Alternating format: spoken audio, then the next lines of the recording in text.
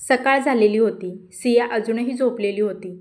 आदित्य हळूच उठतो, तिच्या कपाळावरील केस बाजूला करतो आणि हलकंसं स्मित करतो. तो किचनमध्ये जाऊन स्वतः चहा बनवतो आणि मग कप घेऊन बेडजवळ येतो. मॅडम, उठायचं आहे का आज? ऑफिसला नाही येणार का? तो हळू आवाजात चिडवत म्हणतो. सिया डोळे अर्धवट उघडून त्याच्याकडे बघते. 5 मिनिटं असं बोलत ती पुन्हा चादरीत शिरते. तो हसतो आणि तिच्या बाजूला बसून तिचा हात धरतो. 5 मिनिटं म्हणजे तुझ्यासाठी अर्धा तास, तो म्हणतो. ती त्याच्याकडे बघून हलकंसं हसते आणि मग उठते. सिया फ्रेश होऊन येते. दोघे एकत्र नाश्ता करत होते. हे सर्व आई स्वयंपाकघरातून हसत बघत असते. आता तरी वेळेवर निघा दोघं, ती म्हणते. सिया म्हणते, आई आज मी लेट नाही होणार. आदित्य लगेच मध्येच बोलतो, हो कारण आज मी तिच्यासोबत आहे ना. लगेचच दोघं नाश्ता करून ऑफिसला निघतात. ऑफिसमध्ये दोघं काम करत होते, पण दोघांचं लक्ष एकमेकांवर जास्त होतं. छोट्या छोट्या गोष्टी त्यांच्या चालूच होत्या. एकमेकांकडे पाहून स्मित करणं, कॉफी शेअर करणं, एकमेकांना मोटिवेट करणं. सिया आता कॉन्फिडंट झाली होती. प्रत्येक गोष्ट ती समजावून घेण्याचा प्रयत्न करत होती. ती जेव्हा पहिली मीटिंग हँडल करते तेव्हा आदित्य तिच्याकडे अभिमानाने बघतच राहतो.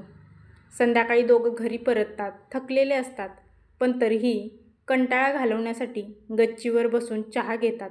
दोघांच्या मस्त अशा गप्पा सुरू होत्या. आजचा दिवस भारी होता, सिया म्हणते. तू होतंस म्हणून, आदित्य उत्तर देतो. ती त्याच्या खांद्यावर डोकं ठेवते. कधी वाटलंच नव्हतं आयुष्य असं बदलेल, ती म्हणते. आदित्य तिच्या मागे येतो. तिला हलकंसं मिठी मारतो. ती हसते. त्याचं आयुष्य आता ते फक्त नवरा बायको म्हणून नाही, तर आता ते एकमेकांचे बेस्ट फ्रेंड्स आहेत, पार्टनर्स आहेत, एकमेकांचा आधार आहेत आणि सर्वात महत्त्वाचं ते एकमेकांचं आयुष्य बनले होते. आता त्यांच्या आयुष्यात कुठलाही ड्रामा नाही, पण खऱ्या सुखाची, प्रेमाची आणि शांततेची गोष्ट चालू होती. आता सगळं सुरळीत चालू असताना एका सकाळी सिया किचनमध्ये उभी होती. आईसोबत नाश्ता बनवत होती आणि अचानक तिला चक्कर येते. ती काउंटरला धरते. आई, मला थोडं विचित्र वाटतंय, ती हळू आवाजात म्हणते आणि लगेचच ती धावत वॉशरूममध्ये जाते. तिला सतत उलटी होत असते. आई घाबरते. आईच्या काही लवकर लक्षात येत नाही. काय झालं सिया? त्या काळजीने विचारतात. सिया थोडी अशक्त आवाजात म्हणाली, डोकं पण खूप जडजड वाटतंय. आई लगेचच आदित्यला फोन करते. आदित्य, सियाची तब्येत बिघडली आहे, लगेच ये.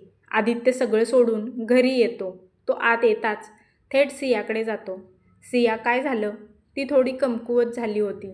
माहीत नाही. अचानक तो लगेच तिला घेऊन डॉक्टरांकडे जातो. रस्त्यात तिचा हात घट्ट धरलेला असतो. काही नाही होणार, तो तिला शांत करतो. डॉक्टर तपासणी करतात, काही टेस्ट सांगतात. सिया आणि आदित्य दोघेही शांत बसलेले होते. थोडे टेन्शनमध्ये असतात, पण त्यांना या सगळ्या मागचं कारण अजूनही समजलेलं नसतं. डॉक्टर हसत बाहेर येतात. कॉंग्रॅच्युलेशन्स. दोघेही एकदम एकमेकांकडे बघतात. काय? डॉक्टर म्हणतात, तुम्ही आईबाबा होणार आहात. सिया थक्क होती. आनंद आणि भावना सर्वच मनातून दाटून आले होते. मी, तिच्या डोळ्यात पाणी आलं होतं. आदित्यच्या चेहऱ्यावर हसू पसरत होतं. तो तिचा हात पकडतो. आपण दोघे पॅरेंट्स होणार आता. सिया हळूच हसते आणि रडतेसुद्धा. हे खरं आहे ना? तो तिच्या कपाळावर किस करतो. हो, आपलं छोटंसं जग येणार आहे. हॉस्पिटलमध्ये लोक त्या दोघांच्याकडे खूप भावनिक नजरेने पाहत असतात. आता आयुष्याचं नवीन चॅप्टर सुरू होणार होता. जबाबदारी आणि आनंद, एक नवीन जीव. त्यांच्या प्रेमाची आता नवीन ओळख तयार होत होती. आई बाबा म्हणून. डॉक्टरकडून बाहेर पडल्यावर सिया अजूनही शांत होती, पण तिच्या चेहऱ्यावर हलकंसं हसू असतं. तिला स्वतःवर विश्वासच बसत नव्हता. ती आई होणार आहे. गाडीत बसल्यावर ती हळू आवाजात म्हणते, आदित्य, आईबाबांना कसं सांगायचं? आदित्य हसतो. थोडं स्पेशल काहीतरी बनवूया. त्यांनाही हे सरप्राईज ऐकून खूप आनंद होणार आहे. दोघंही घरी येतात. आई किचनमध्ये असते. बाबा हॉलमध्ये पेपर वाचत असतात. आई लगेच विचारते, काय म्हणाले डॉक्टर? सिया ठीक आहे ना? सिया आणि आदित्य एकमेकांकडे बघतात. आदित्य म्हणतो, आई, आधी सगळे इथे बसा ना. आई थोडी घाबरते. काय झालं? काही सिरियस आहे का? सिया हळूच पुढे येते. ती आईचा हात धरते आणि हलक्या आवाजात म्हणते, आई, तुम्ही आजी होणार आहात. आई काही सेकंद काहीच बोलत नाही.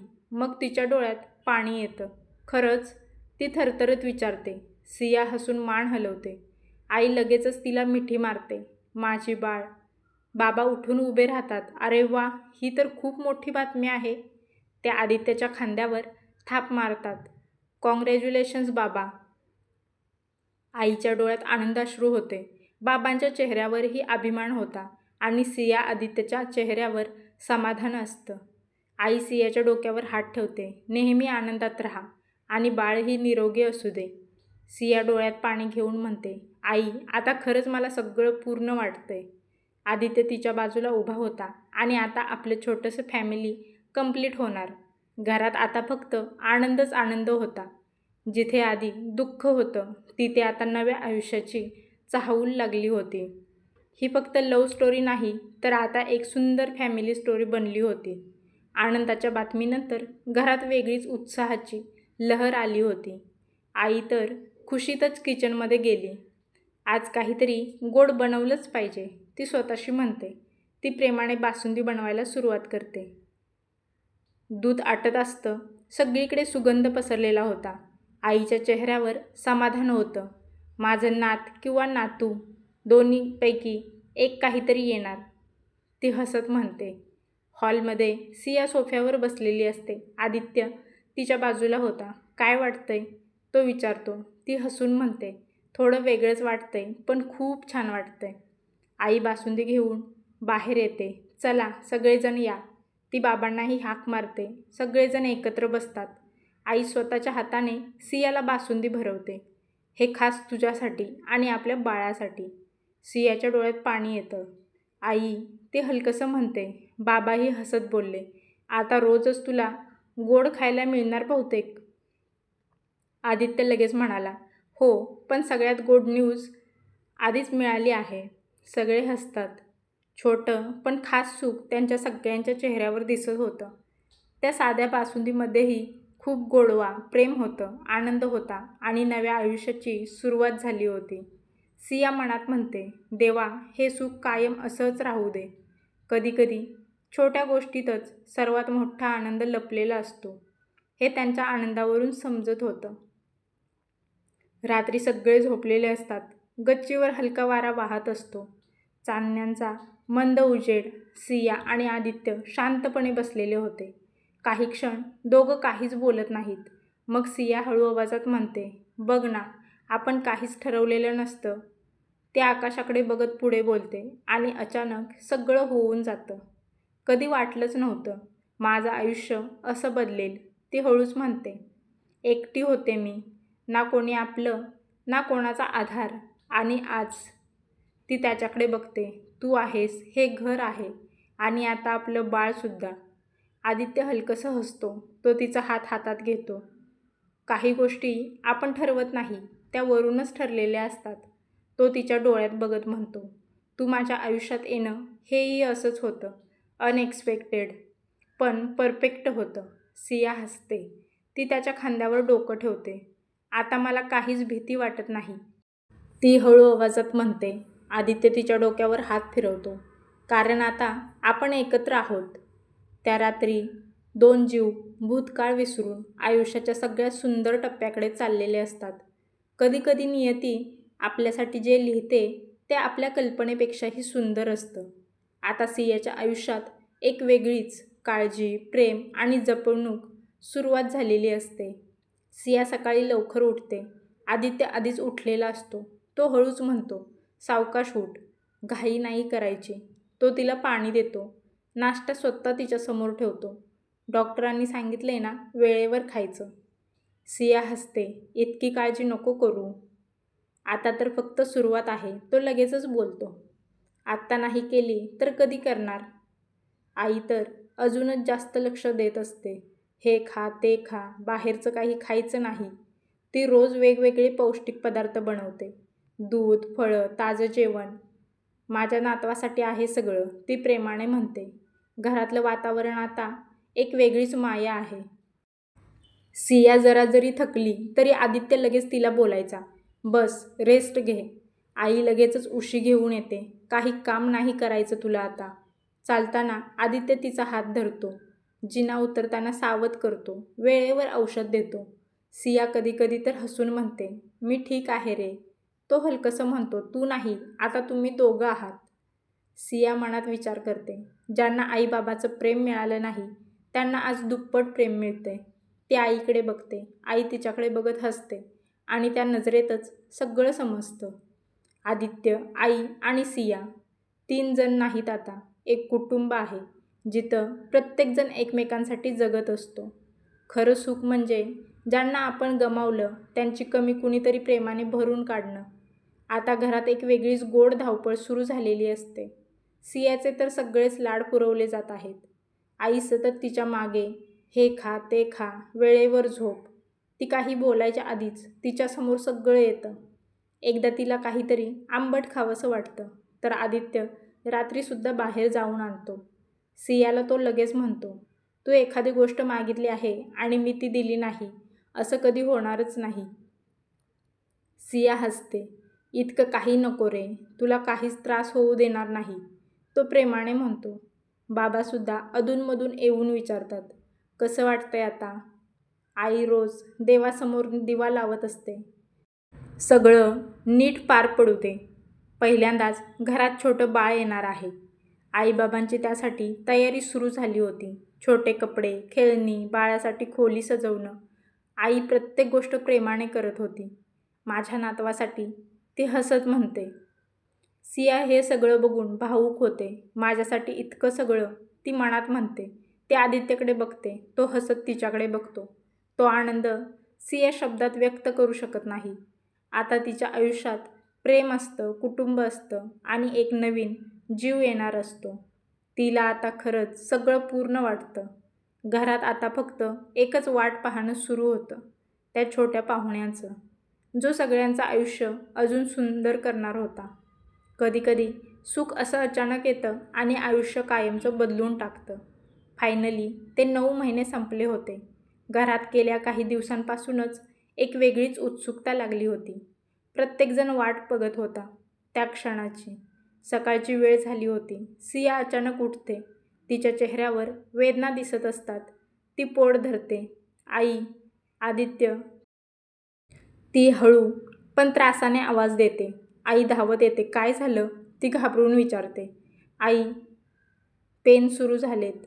घरात एकदम धावपळ सुरू होते. आदित्य गोंधळून पण काळजीने लगेचच कपडे घालतो आणि बोलतो, लवकर हॉस्पिटलला जाऊया. तो पटकन गाडी काढतो. आई बॅग घेऊन येते. सियाला सावधपणे गाडीत बसवलं जातं. रस्त्यात सिया वेदनेने डोळे बंद करून बसलेली होती. सिया, मी आहे, काही नाही होणार, तो सतत बोलत असतो. ती वेदनेतही त्याचा हात पकडून ठेवते. हॉस्पिटलमध्ये पोहोचताच डॉक्टर तिला लगेचच आत घेतात. आपण बाहेर थांबा, नर्स सांगते. आई, आदित्य बाहेर उभा होता. त्याच्या चेहऱ्यावर ताण आला होता. आई देवाचं नाव घेत बसलेली होती. सगळं नीट होऊ दे. प्रत्येक मिनिट तासासारखा वाटत होता. तो वारंवार दरवाजाकडे बघतो. मनात एकच विचार येतो, सिया ठीक असावी. अचानक आतून बाळाच्या रडण्याचा आवाज येतो. सगळे थबकतात. आईच्या डोळ्यात आनंदाश्रू येतात. आदित्यचा चेहरा उजळतो. डॉक्टर बाहेर येतात. हसत म्हणतात, कॉंग्रॅच्युलेशन्स. आई आणि बाळ दोघंही सुरक्षित होते. डॉक्टर बाळाला आदित्यच्या हातात देतात. मुलगी झाली आहे. तुमच्या घरी लक्ष्मी आली, असं म्हणत डॉक्टर बाळाला देतात. त्यानंतर आईसुद्धा त्या बाळाला बघते. खूप गोंडस दिसत असतं. आदित्यच्या डोळ्यात पाणी येतं. मी बाबा झालो. त्याचे काही मित्रसुद्धा आलेले असतात. तो एका मित्राला जोरात मिठी मारतो. तो हळू आवाजात म्हणतो, कॉंग्रॅच्युलेशन्स बाबा. आई आनंदाने देवाचे आभार मानते. थोड्या वेळानेच आदित्य आत जातो. सिया थकलेली पण हसत असते. तिच्या बाजूला बाळ असतं. तो जवळ येतो. सिया, ती हलकसं हसते. आपलं बाळ. आदित्य बाळाकडे बघतो. त्याच्या डोळ्यात प्रेम होतं. तो सियाच्या कपाळावर किस करतो. थँक्यू. नात्याची नवीन ओळख झालेली होती आणि एक छोटंसं आयुष्य. आता ते दोघं नवरा बायको नाहीत, ते आईबाबा झाले होते. त्या छोट्या बाळाच्या रडण्यात एक नवीन सुरुवात झाली होती. ज्यामुळे त्यांचं आयुष्य कायमचं बदलून गेलं आहे. हा शेवट नाही, तर त्यांच्या आयुष्यातील सगळ्यात सुंदर सुरुवात होती. त्या क्षणानंतर आई आतमध्ये येते, बाळाला अलगद उचलून घेते. तिच्या हातात छोटंसं बाळ गुलाबी कपड्यात गुंडाळलेलं होतं. आईच्या डोळ्यात आनंदाश्रू येतात. माझी नात. आदित्य काही क्षण स्तब्ध उभा राहतो. त्याला विश्वासच बसत नाही. नर्स हळूच बाळ त्याच्याही हातात देते. सावकाश, ती म्हणते. आदित्य थरथरत्या हातांनी बाळाला घेतो. इतकं छोटंसं, इतकं नाजूक. तो तिच्याकडे बघतच राहतो. तिला त्याच्या नजरेने न्याहाळत राहतो. आणि अचानक त्याच्या डोळ्यातून अश्रू वाहायला लागतात. तो हलक्या आवाजात म्हणतो, माझी मुलगी. त्याचा आवाज भरून आलेला होता. तो बाळाच्या छोट्या हाताला स्पर्श करतो. ती हलकंसं हलते. बाप लेकीच्या आनंदाचा तो क्षण असतो. तो हसत रडत म्हणतो, मी तुझ्यासाठी सगळं करेन. आई बाजूला उभी राहून बघत असते. पहिल्यांदाच बाप झालास, ती हसत म्हणते. सिया थकलेली पण आनंदी होती. तो तिच्या बाजूला बसतो. बघ आपली प्रिन्सेस. सिया डोळ्यात पाणी घेऊन बाळाकडे बघते. खूप सुंदर आहे. ती हलकंसं बाळाच्या गालावर हात ठेवते. त्या क्षणी 3 जीव एकत्र झालेले असतात. आई, बाबा आणि त्यांची मुलगी. एक नवीन कुटुंब पूर्ण झालेलं असतं. आदित्य अजूनही त्या बाळाकडे बघतच असतो. त्याच्या चेहऱ्यावर प्रेम, अभिमान आणि अश्रू. तो फक्त आता नवरा राहिला नाही, तो आता एका मुलीचा बाप झाला होता. आणि त्या आनंदाच्या क्षणानंतर हॉस्पिटलमध्ये एक वेगळीच गोड उत्सुकता पसरलेली होती. आदित्यचे बाबा तर अक्षरशः आनंदाने भारावलेले होते. त्यांनी लगेचच बाहेर जाऊन मोठा डबा पेढ्यांचा आणला आणि ते म्हणाले, आज माझी नात झाली आहे. सगळ्यांनी गोड खायलाच पाहिजे. ते हॉस्पिटलच्या प्रत्येक स्टाफकडे जात होते. Doctor, nurse, reception, ward boy प्रत्येकाला पेढे देत होते. घ्या, माझी नात आली. सगळेजण हसत होते. Congratulations sir. God bless baby. हॉस्पिटलमध्ये एकदम पॉझिटिव्ह एनर्जी पसरलेली होती. सगळ्यांच्या चेहऱ्यावर हसू आलं होतं. कारण तो आनंद कॉन्टॅजियस होता. आता आई थोड्या अंतरावर उभी राहून हे सर्व बघत होती. तिच्या डोळ्यात समाधान होतं आणि आज घर खरंच पूर्ण झालं होतं. बाहेर तर सेलिब्रेशन चालू होतं. त्या गोड पेढ्यांमध्ये फक्त साखर नव्हती, तर एका कुटुंबाचा आनंद होता आणि नव्या आयुष्याची गोड सुरुवात होती. काही क्षण असे असतात जे कायम आठवणीत राहतात आणि मन भरून टाकतात.